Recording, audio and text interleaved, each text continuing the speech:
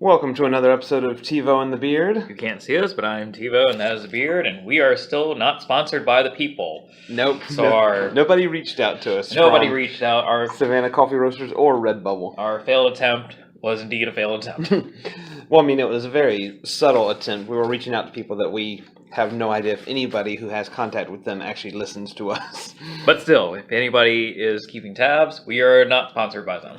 No, but we are working on a great partnership with a podcast that we have mentioned in the past named Blame Your Brother. Very nice people. You can find them at bybpod.com, and they're going to be helping us get on the iTunes and the Stitchers and the other audio-based platforms out there. Where the famous people are. Exactly, and where you can listen to us on the go instead of having to sit in front of a computer the entire time. As of right now, of course, once we do get on those platforms, we'll still keep the YouTube page going because we do have some dedicated listeners on there. Yes. And we wouldn't want to disappoint you guys, but it is going to open us up for some more subscribers, hopefully. And it looks like TeeVo has already gotten a start on the bad art for this episode. Yep.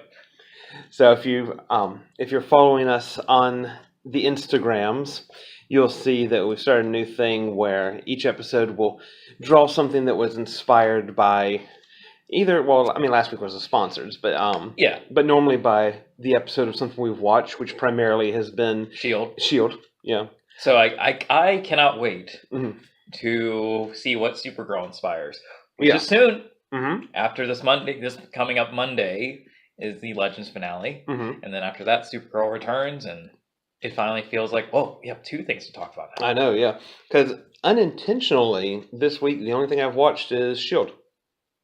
I wasn't trying to avoid Legends or iZombie or anything like that, but for some reason my brain put its priorities in straight. And S.H.I.E.L.D. was what got watched. Well, let me ask you this. So I hear tale of the iZombie lately. Mm-hmm.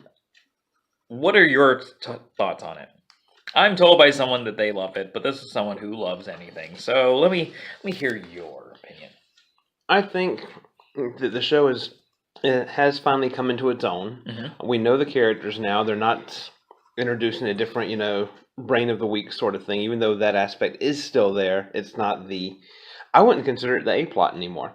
Really? I consider New Seattle the A-plot, anything that's happening there, and then, however that connects to the brain that Liv is eating, they use that. But like I've mentioned before, I think it belongs on Netflix or on basic cable or something. Well, produced by Netflix. It will be on Netflix. Right, yeah, it needs to be a Netflix original. Yeah. Since they like to use that term very loosely. Yeah. Yeah. Because it's like, BBC made it, but it's a Netflix original. They're like, oh, they won't know. Right. These Americans won't know anything that happens over the pond. Right, and vice versa. You have Star Trek Discovery, a Netflix original. I think in Western Europe, Black Lightning is the Netflix original. Nice. So, So yeah, since they're so loose with that term, let's make iZombie a Netflix original. Like an actual one. An actual one, yeah. And give them... they could be hearing us right now. They're like, oh, well, if we just stamp Netflix original on it, they'll watch it more, right? Yeah. Yeah, but you have to make it. Right, because you have to give them the same, You have to make it. The same creative control that you give some of these other shows that are able to go to get out of the box. Well, first of all, I am excited to watch it all when it comes out. Yeah, I definitely think that this season, like last season, would benefit from continuous viewing versus week by week. Yeah, and various breaks. Mm-hmm. Even though I don't think you're getting many breaks with iZombie. I think there might be, they always have a couple. Yeah, but not as much as Supergirl's random one. Yeah, almost unlimited break here. Which here's the thing, I don't know I would like to talk to. Well, there are many things I would love to talk to CW about. Mm-hmm. One of them, you have these very hit shows, all of them really. Yeah. What I don't understand the scheduling. Yeah. Because taking a break from Supergirl to do Legends is like, but why don't we just watch Supergirl and Legends right. one night? There are 7 days a week. Yeah. Even though they don't air on Saturday or Sunday, right. I think. But nonetheless, you have a double dose. I think they used to do Flash and Arrow at one point together, or day by day. Yeah. I don't know why. Well, I'm curious, and I know this stuff's easy to look up, but too lazy. Yeah. I'm curious on how shows like Valor and Dynasty and Life Sentence are doing. That they get these time slots where superhero shows used to hang out. Well, that is a good question because I assume, and this is not a stature quality. Yeah. But I assume, at least with Life Sentence and what's Dynasty? Maybe not Valor. Yeah. But I assume they're not as expensive as a Legends of Tomorrow. That's true. And now that I said all three, I haven't seen a commercial for Valor in a while, so I'm not sure if it's still... I see a commercial for Dynasty almost every time I think Dynasty makes them a lot of money. I'm sure, yeah. But nonetheless, you would think, because they get a fairly good time slot. Mm-hmm. Whatever time slot they are, but right. The fact is, there is no hey, watch Life Sentence. All right, come back in 6 weeks if you want to know what happens. But in the meantime, here's Dynasty. They don't do that. Yeah, they're not switching around those like they are the superhero shows. And then again, the only one that gets shafted, really, of the superhero shows is Legends. Mm-hmm. They've never really quite conquered the Legends time slot. Well, I think they're still trying to figure themselves out, even though I'm enjoying it. I'm still a couple episodes behind now. But I'm enjoying it for a fun, entertaining show. Yes. I definitely don't put it... It's nowhere near the same quality as, Supergirl. Right. But I go there for different things. Supergirl really is the quality now. It is. That's the CW standard. Yes. A lot of people are like, what? What do you mean? What about the Flash and Arrow? Yes. Yeah, I still put Supergirl ahead. Even at the peak of... if we compare the peak of Supergirl to the peak of Flash, I still put Supergirl ahead of it. Well, this is not really an icebreaker per se, or a rant per se. I guess I'd put it in category of rant more. Mm-hmm. But I was explaining this to people this week that there are certain shows I get spoiled by that I watch. You know a show is good when you watch it a lot. Yeah. As in, you've seen the same episode. Doesn't matter how many times you've seen it. Yeah. It's still good. There are shows out there now that I watch that do not get the repeat quality. So I get spoiled on the ones that do. Yeah. Which really, at this point, not counting, premium channel shows, but some of them still don't even have that luxury. Yeah. Like S.H.I.E.L.D., I can watch S.H.I.E.L.D. anytime. Yeah. Like, there are certain episodes I don't frequent a lot. What's an example of one that maybe our viewers wouldn't know? The Mick. Okay. So oh my god. You'll just rewatch. I bought season 1 on Vudu. Okay. And I watch it on repeat sometimes. Nice. That's S.H.I.E.L.D. and the Mick are the only shows I really repeat. Even when I was watching The Flash, even when I was very much enjoying The Flash. Yeah. I never seen another episode twice. Okay. Never. I've seen clips of Matt Lesher on YouTube. Yeah, that doesn't count. But I mean, there's some more than others. Yeah. But I never watched another episode. I've never seen another episode of Supergirl twice. Yeah. Okay. As much as I really enjoy my viewing right now, after each episode, I'm like, oh, that was awesome. Now, is it because shows like that, once they make their reveal, that's really it? There's nothing small that you could have missed, really. I think it's just, I feel I'm good. Okay. And it's not just, I know we're sticking with genre on that, but there are other shows like Last Man on Earth I watch. Never seen it again. Okay. Brooklyn Nine-Nine, never seen it again. And these are shows I enjoy when I watch them. Right. And I definitely look forward to. Like Last Man on Earth, I will come home Sunday night, and that is the first thing I watch. Okay. So it's not a matter of enjoying them less, per se. And maybe it is in some levels, but just never watched them again. Yeah. No, I definitely...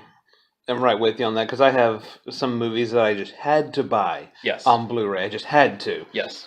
That are collecting dust. Same here. Actually, that is why I like Vudu. If you also want to sponsor us, or just any online streaming digital streaming marketplace, I like that it's there. Right. Because while it's collecting digital dust, I don't feel the burden of having to actually physically look at it. Right. There are a few titles I have on my Vudu library some of which I forgot I even bought. Right, yeah. But they're there. But they're there. Mm-hmm. I looked on my library. I didn't know I owned a copy of Keeping Up with the Joneses. Okay. I've seen it in theaters. Yeah.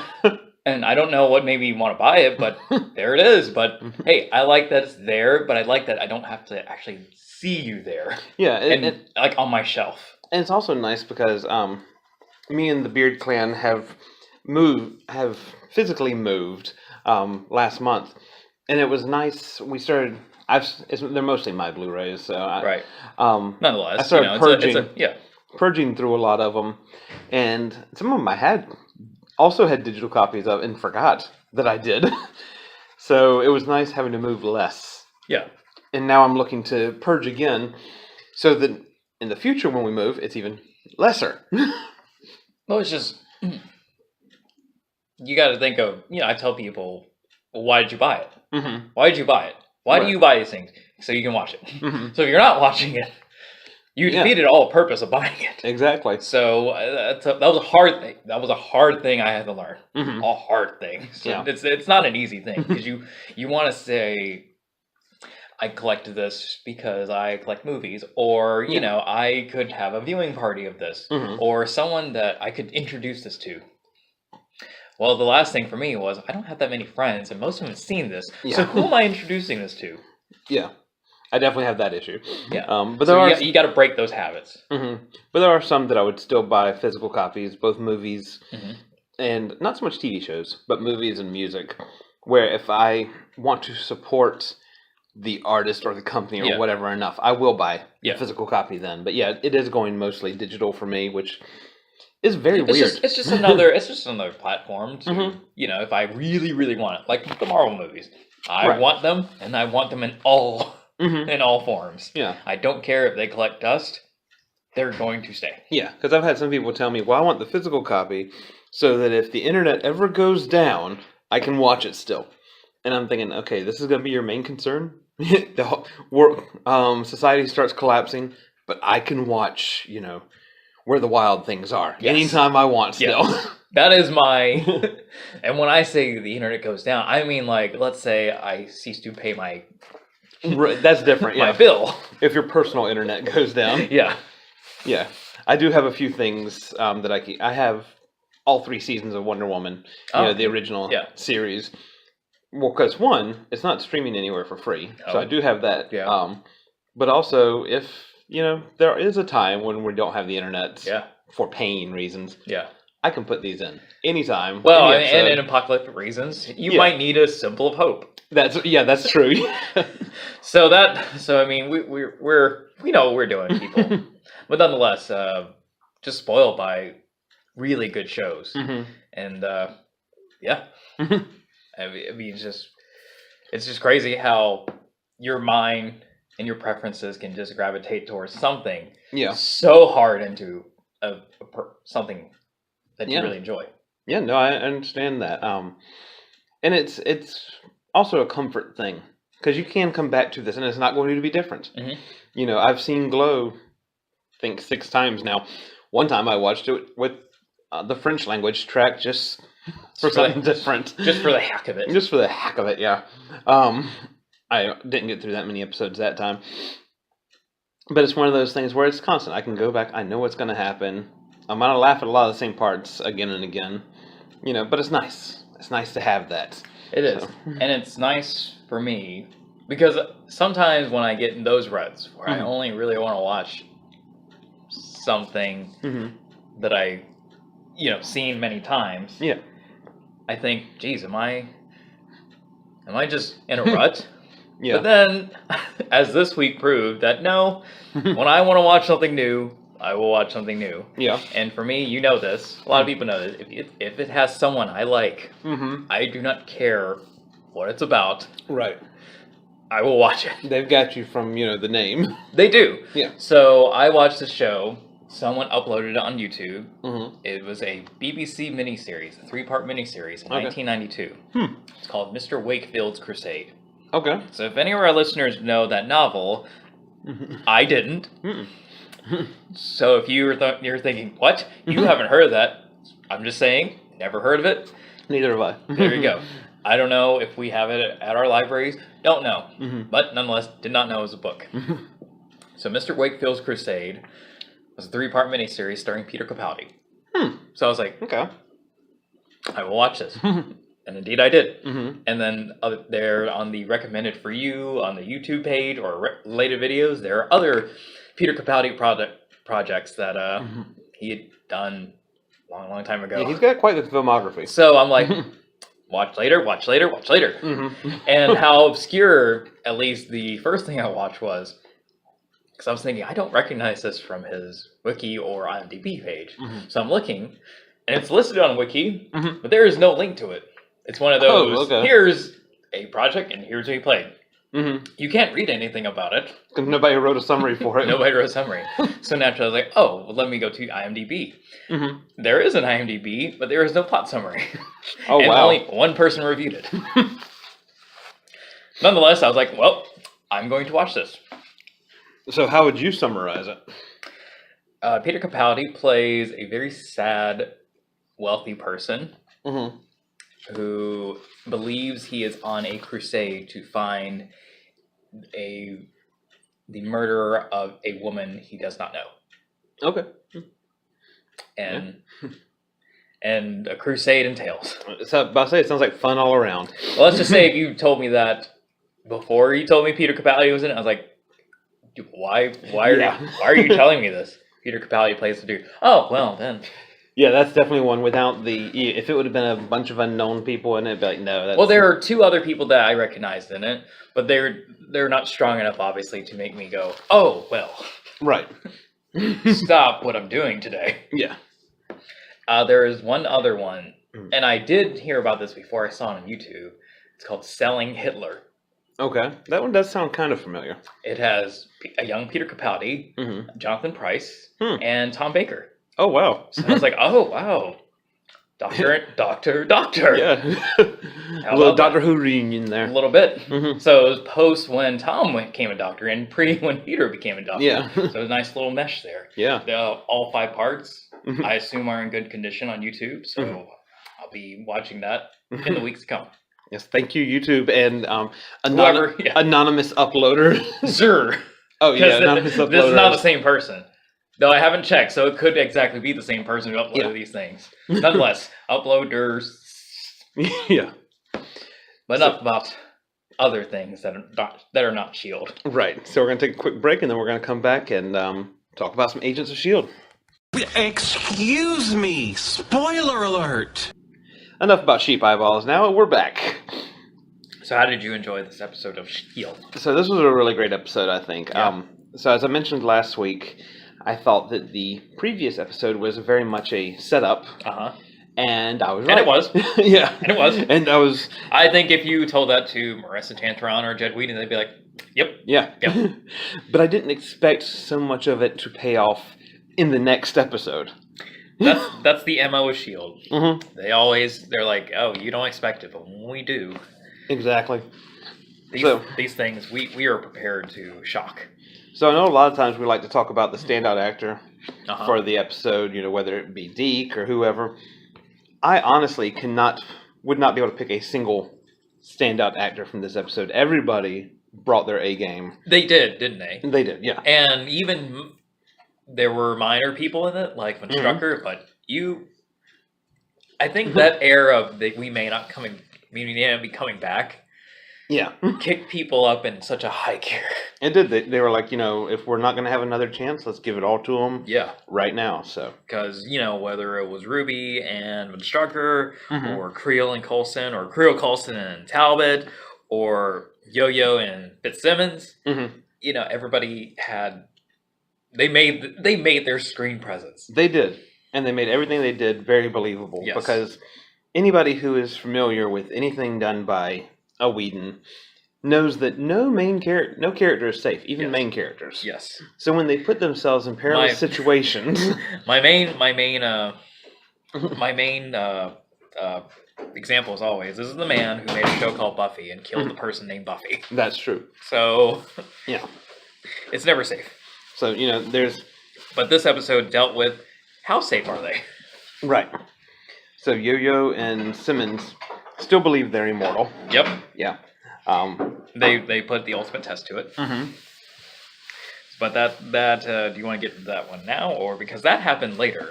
Yeah, I think we can go ahead and get that now because that kind of goes with my rant last week of time travel. Yes. Now their big MO in these episodes, they cannot die because they know that they will make it to the future. Right. Or at least Yo-Yo knows she will. Yeah, Yo-Yo has seen herself, and because of Deke, Simmons believes she will. At some point, they will survive at least this chapter they're on. And even Fitz was believing before this episode that time was set and that there was no way to change it whatsoever.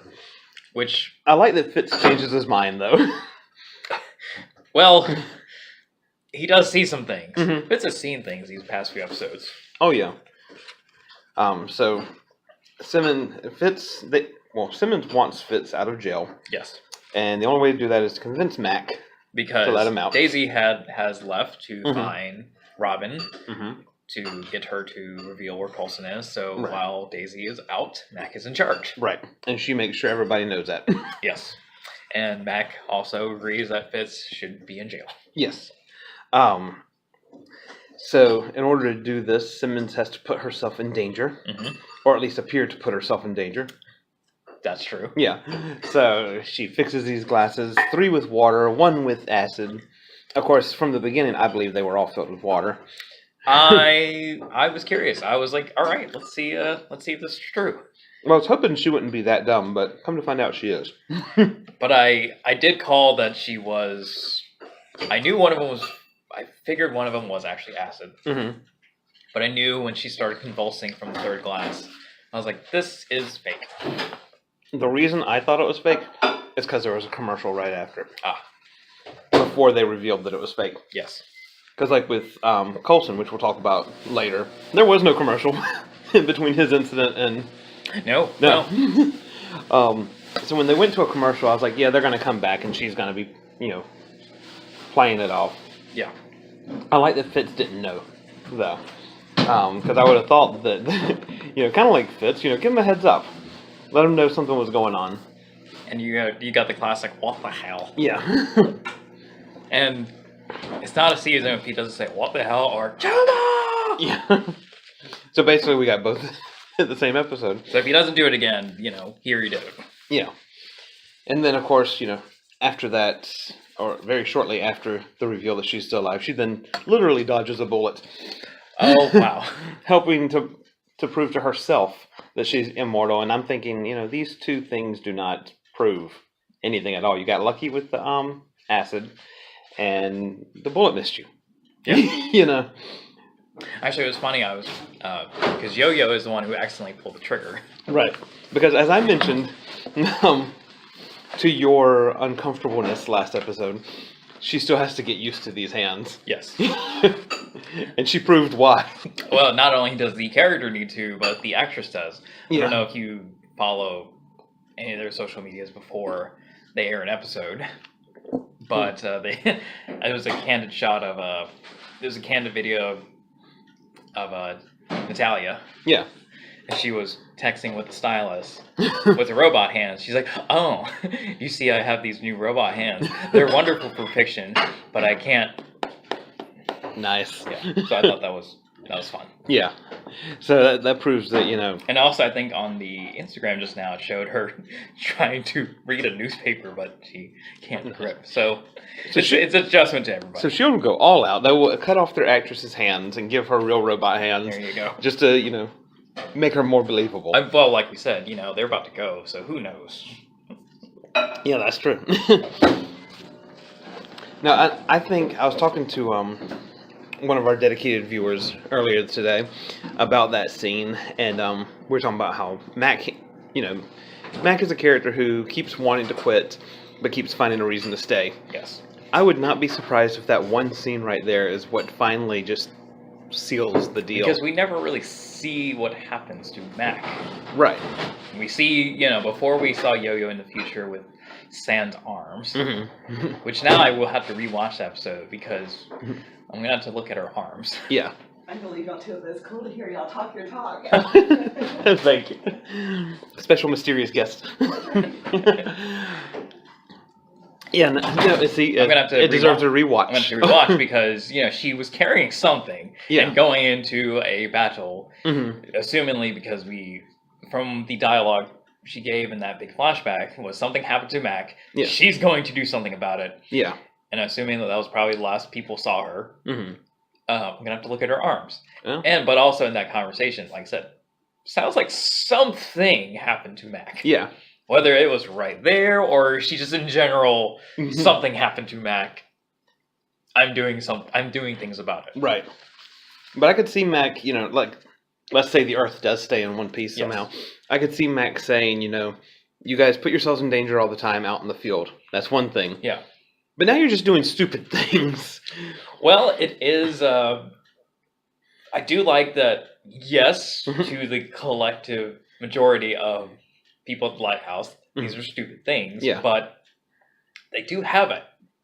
There is a reason to this. Oh, yeah. They have a notion of why they're doing this. It's just how they're doing it and who's doing it, according to Daisy, is just not kosher. Yes. No. So one thing that I also liked about this episode, talking about the future there, is that if we do get a season 6, or if we do get a S.H.I.E.L.D. The Next Generation, they're doing it the right way because they're already showing Daisy in a leadership type position. Yes. So if she does end up having to take over for Coulson, there's no like, okay, the end of season 5 was Coulson, beginning of season 6 is Daisy. Yeah. You make it make sense. Here's some new players like Deke. Yeah. Maybe we'll see Robin. Yeah. She can have her own group. Yeah. But or be the oddball in the S.H.I.E.L.D. group. We don't know. Yeah. But they're setting things up. Yeah. And it's a lot better doing it that way, a little bit at a time than just saying, okay, here's the new crew. There you go. Yeah. So but what I do like about what they're doing is it feels a lot more finite. Whatever happens later. Yeah. Whether on the show or outside the show, whatever they're doing now feels definitely a little more finite because you had a sense in the previous seasons that they'll be back. Yeah, they're gonna answer things regardless. Yeah, this seems like if they come back, they're gonna start fresh. It feels like a way. Because, when the season started, we were still like, this is still S.H.I.E.L.D. This is still regular S.H.I.E.L.D. So they're going to save the day. They're the good guys. S.H.I.E.L.D. lives on, to see another day. Yes. But yeah, so even when they ended up back in present time, it was like, oh, well, they're obviously going to do everything to stop the end of the world. Yes. And it hadn't turned out to be that easy. No, it's not. If anything, they are on a straight path to do exactly what they're not supposed to do. Right. It might not be the original way that the world is going to be destroyed, but or was it? Yeah. The other thing I really note about the time travel thing was that Fitz or Simmons mentioned that they're safe until a time break. Right. So whatever happens between that now and that point, obviously, as two examples presented itself, they're going to be fine. And I like how Deke had the same uncomfortableness in this episode that you did in our previous episode. Yes. When mentioning Fitz and Simmons being intimate. Yes. Because it was like, yeah, you two have to, I was like, Deke. Filter, man. This is your grandparents. Yeah. Ew. That's like the stereotypical thing people like think of to turn themselves off in situations. Right. But normally your grandparents aren't your age. No. So that's that. And normally your grandma's not Simmons. And that's also true. Yeah. I also like that Deke brought up, or just the show in general, I just like that they bring up stuff that, happened before. Yeah. Like with the whole, when he was talking to his grandpappy. Yeah.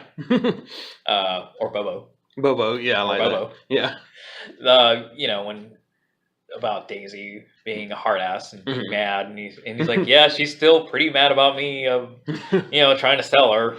Yeah. I was like, yeah, you did, didn't you? Yeah, no, you didn't try. You did. This would be. I want to meet somebody that this is their first season watching S.H.I.E.L.D. just to see all that they don't understand from this. That's true. And speaking of don't understand or first seasons, so in the previously on S.H.I.E.L.D, we got a large flashback. Yes. To the third episode or something? Yeah. Of Graviton, Franklin Hall, and only hardcore S.H.I.E.L.D people be like, oh wow, why is this? You meant previously. Why is this on? Why is this even a show? You've never shown this guy since. Right. And they answered where he's been. Yes. Because, when the show first came on and they were teasing they were going to do, like B, C, D, E, F, G level villains and heroes. Right. And Graviton was the first, the first episode we're going to explain how Coulson came back, explain in quotation marks, but we were going to show Maria Hill in the second episode, hey, we got Sam Jackson playing Fury. Yep. So the third episode, they're like, hey, we got a actual Marvel comic villain. Yes. The origins of him.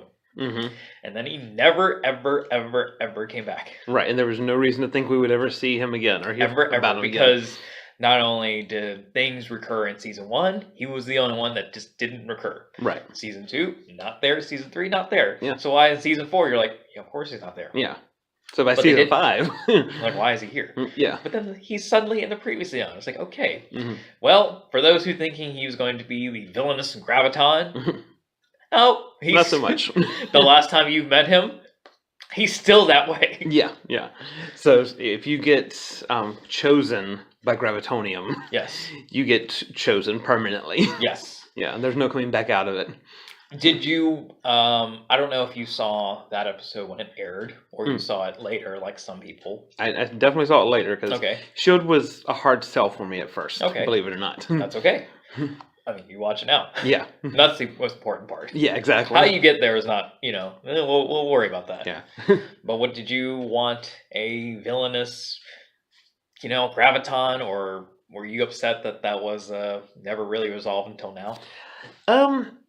I mean, at the time watching it, I did, because me and Mrs. Beard watched the first season once it came to Netflix, and we plowed through them. Right. So when they didn't have, a character like that, it was disappointing. But then, like you said, you go so many seasons without hearing from them, it's fine. Mm-hmm. And then when they showed this, it was like, okay, well, it's not the answer I wanted back then, but it makes sense. Yes. He didn't just vanish into nothing. No. Nor did he morph into a humanoid Gravitonium man being. Yeah. He's still there. Yeah. He's still in that state. So for those, I wonder if that was a big kind of a joke to the creators.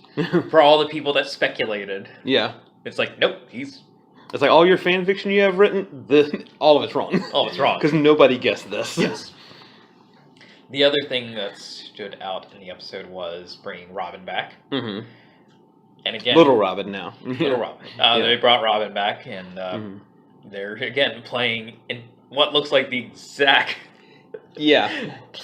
path into the future we saw. Because she refers to May as Mama. Now, I'm going to ask you, because you are a parent. You're not a mother. No. But you are a parent. Mm-hmm. That was an interesting thing, because from the moment we saw Polly and Robin, you see that Robin is just not herself. Right. And she's obviously somewhat disconnected from her actual mother. Right. But she goes up to May and starts being very affectionate. Yeah. In front of her mother. Yeah, no. How did that make you feel? I felt very bad for her mom there. Even though it's not a character or even an actress that I'm very familiar with, it was like, no, this is... Because I was thinking more of like the actual bond of parenting. Yeah. So how does that... Well, I was getting that. Yeah, normally when I connect with parents on screen, though, it's because I'm familiar with the character, too. So it's like, okay, I connect with you as a parent and as a person. With her, which it was one's just... first? Normally person. It depends, but normally person. Okay. Yeah, because... You're not... Because you have some bad parents. And there are a lot of parents on screen. I don't connect with hell. Well... I hope you don't. Yeah, and that might mostly be, because I'm a guy, and maybe, You were not inseminated. Right. Yeah, that makes a big difference Very right big there. Difference. So, with... I'd want to have a talk with you. You're like, you know what? That'd be a different show. You'd be like, you know what? everything she is doing. Yeah. I am fully Team Hale. I've been through that. Now, but with Robin's mom, no connection to the character at all. So it's straight to the connection as a parent, and because the father of that family, had passed. Is gone since season 3. And that was sad enough on its own. Yeah. But yeah, if Littlebeard was to walk up to somebody else, if Littlebeard was to walk up to you and start calling you dad and give you a hug and want to spend time with you and all that, I'd be pissed at you, even though it wouldn't be your fault. But that would just be my base reaction there. It's like, okay, no more TiVo. He's dead to me. And then I'd want to have a talk with Littlebeard, like, okay, what's going on here? Yeah. Is there something Mama Beard needs to tell me? Yeah. But no, I can't imagine that. And because even for me, knowing any of these things you're talking about, I was like, whoa. Well, I mean, it's like having, if you have, a boyfriend or girlfriend and they run into their ex and start hugging on everything on them, it's like, hold on. Yeah. What's wrong with me here? But that's another, like, in the grand scheme of the episode, a minor scene, but where all the actresses brought their A game. Yes. It's like, I felt that the mom was hurt. I felt that, Robin was comfortable with May. Yes. And May was in that awkward position of, it's like, I know what happened, so I know why you're doing this. I know why this is happening. Yeah. And even Robin's mother was like, because she, assumingly since ever, has seen some things. Mm-hmm. So while she was hurt, I felt like she had a sense of, not like she knew this was going to happen, but that, weird things just happen in my life now. But it's still that, do you have to do that in front of me? But she did ask, so clearly May has a relationship, and she's like, I'm not stupid. I don't see myself in the drawings. But I did make a poor taste joke to Mrs. Beard when we were watching it, because, that one scene when Robin and her mom are sitting back there, May looks back at them kind of longingly. And I said, don't worry, May. One day you'll have a daughter just like that. It's like, too soon? Just like. Mm-hmm. Like, in fact, like, just like identical. So much. Identical. Genetically. If Polly was not here, that is. That is your daughter. Yeah. Yeah. The other thing was, so we got to catch up with the folks at the Hydra base. Yep. Talbot is going insane. Yes. And he is so great at it. Yes. My favorite line, and this comes from now being a Talbot fan and also having a 4-year-old, when Coulson's trying to save him, and Coulson says, use your inside voice, and Talbot's like, I am using my inside voice. It's like, okay, well, a little quieter. It's like, no, I've been there. I've had that conversation before. It's like, no, your quiet inside voice. So in the Hydra base, so we see them experimenting with gravitonium. Mm-hmm. The large gravitonium. Yeah. The gravitonium that houses our mystery man. Yep. Mr. Franklin Hall from season 1, episode 3. Yep. And for the S.H.I.E.L.D. fact checkers out there, I'm pretty sure it's episode 3, but I am fully open to be wrong. I have no doubt in you being right on that. So. I'm fully open to be wrong, though. Just putting it out there. Yeah. I like to say that, Right. I don't want to make it seem like I know all, because sometimes I don't, but I know it was season 1. I know it was episode 4 and not 3 or something like that.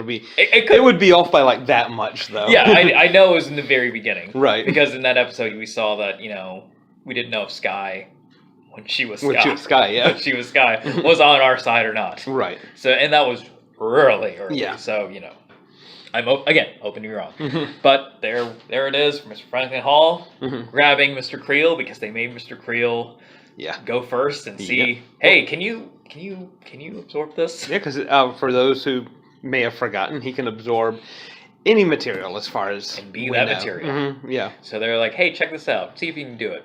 And Ruby is not having that.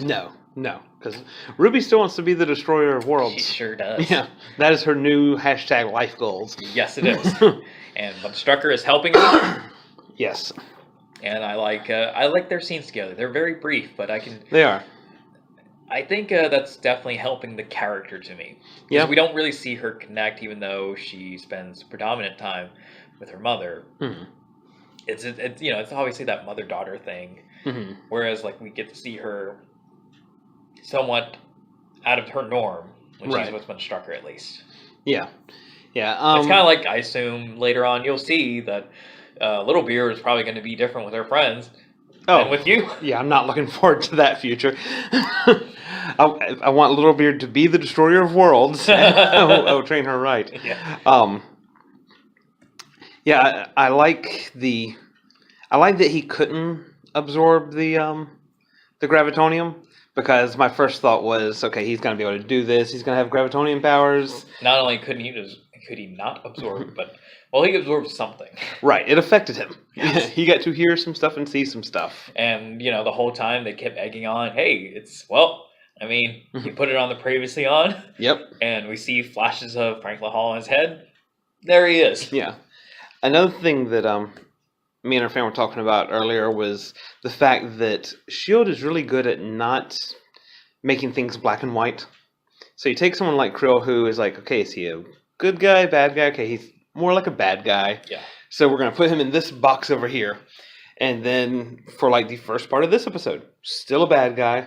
And then by the time he's helping Talbot and Coulson, it's like, okay, he can't die. Yes. Do not kill him off. He is good now. We like him. Well, I think what's been cool about the Absorbing Man is that that's just not this season. He's always kind of been like that. Yeah. We never really know.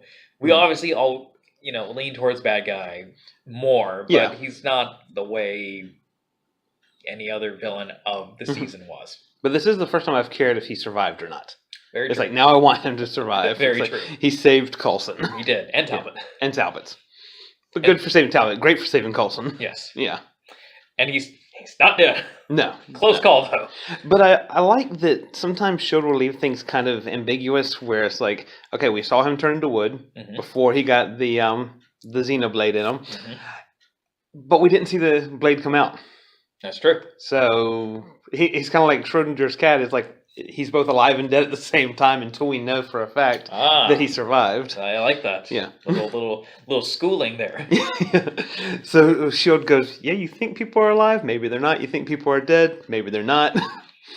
I will say my critique last week for Dove Cameron, they're expanding on that by helping her case. Because her fight with Creel was like, all right. Now, see, while I still don't believe her as a villain or destroyer of worlds even, I do definitely believe her as a fighter now. Yes. They did great on the choreography in that, and assuming she had a stunt double, did a great job looking like Dove Cameron. Yes. But I'm it's helping me now believe the whole package of the character. Yes. Yeah. Did you see next week's preview? I did, yes. So I feel like all this we've been talking about Dove Cameron and Ruby, it's make or break with that scene. It is, and I like what they gave us. Of course, oh my goodness, they could totally do this. They could have like the initial standoff, and then quake something, and they get away. They'll fight another day. Right? Yeah, we're gonna put this off into the very last episode. Yeah, but I like the whole where Ruby says, I've come here to defeat you, and Quake says, you can try.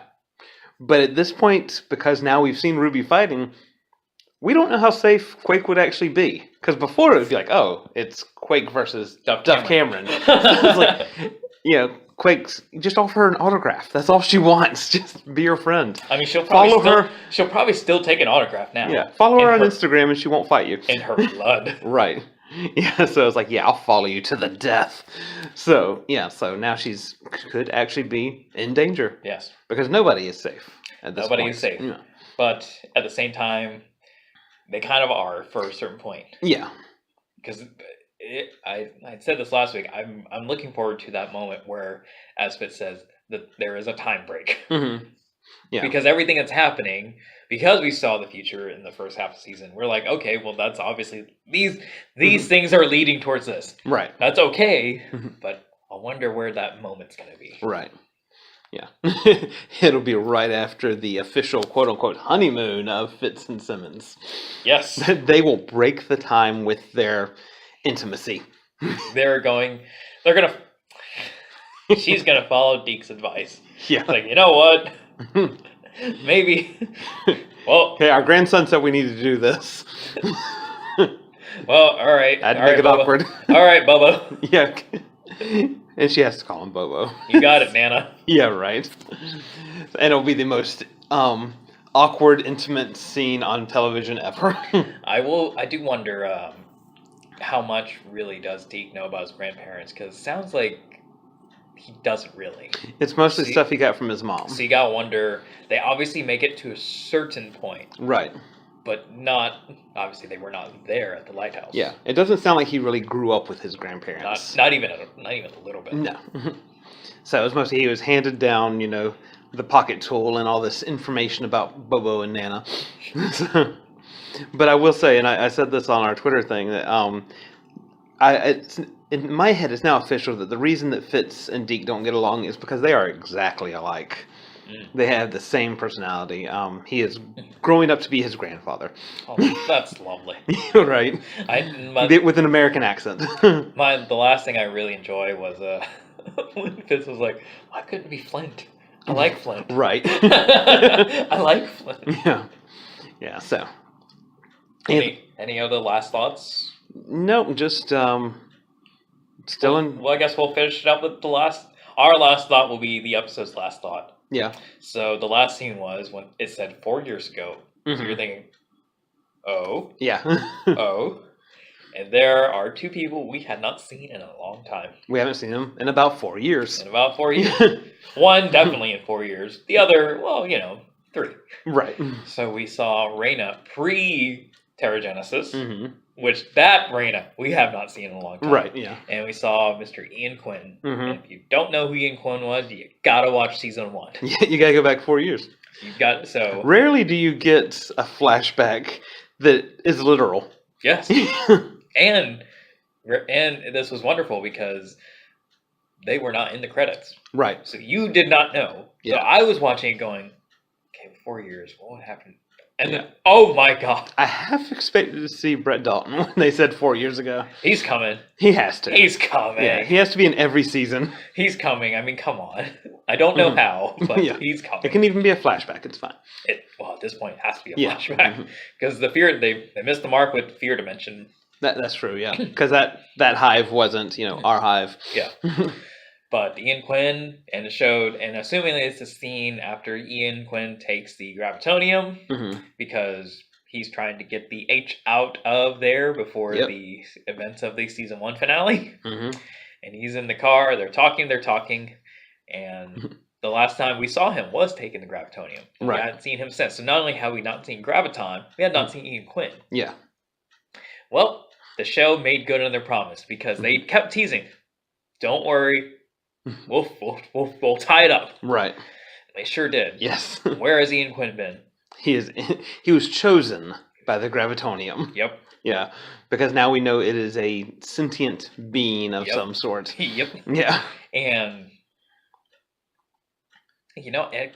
come to think of it, and this is just me thinking, but I remember reading an article way into season, towards the end of the mid-season finale. Yeah.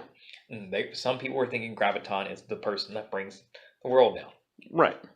And at first I was like, what? Sure, this person that we've never seen and only been mentioned in season 1, sure. Well, if the Gravitonium is sentient and collecting people, you gotta think it's going to take some form. Yeah, makes sense. What do you think? I mean, is this theory maybe holding more light now with this episode? I think so. It's one though where I think that the writers could leave it open. Like if they decide to do something with it to actually end the series, they can. But they can also hold back in case the series doesn't end and just keep it as an unknown variant out there. For forever and ever. Forever and ever. And they were just holding on to it until they need it. They were really good about doing that for the past 4 years. Yeah, if they can hold on to it for this many seasons, they can hold on for 4 more seasons. But it'll be the season 12 finale. It's just, when you were talking about the Gravitonium being sentient, I was like, that theory makes a little more sense now. Yeah. All right. So we'll just have to wait and find out. Do we know how many episodes are left? I do not. Okay. And I think they're on episode 16. Yeah, I've been counting it in the hundreds now. Ever since episode 100 is like 101, 102. I think they're on episode 16 Okay. of the season, so I think we have like a little month and a half later. Okay. So literally anything could happen still. I mean, like you said, next week, supposedly. Yeah. Supposedly, it's the showdown between Ruby and Quake. And I really hope it is. Yeah. I hope it is too. Yeah. But I think I'm just setting myself up because I know how shows, not just S.H.I.E.L.D., Yeah. shows in general work, Mm-hmm. that it could not be. My only fear is if it is next week, they do have the showdown, Ruby will turn and want to join Quake. I don't think she will. Well, I'm saying if they fought next week, if they half fight and she gets away, yeah, I don't think she will. But I think if they fully fight in one episode, then she'll join. I don't think that character is wanting to be anything S.H.I.E.L.D. like. But again, could be wrong. Yeah, and if our listeners out there have any thoughts, they can always put something in the comments. Yes. Let us know on social media Yes. what they think. And is Ruby going to stay Team Hydra or will she join Team S.H.I.E.L.D.? There you go. That's the question. I think that'll be my Twitter poll of the week there. So, Good. until next week.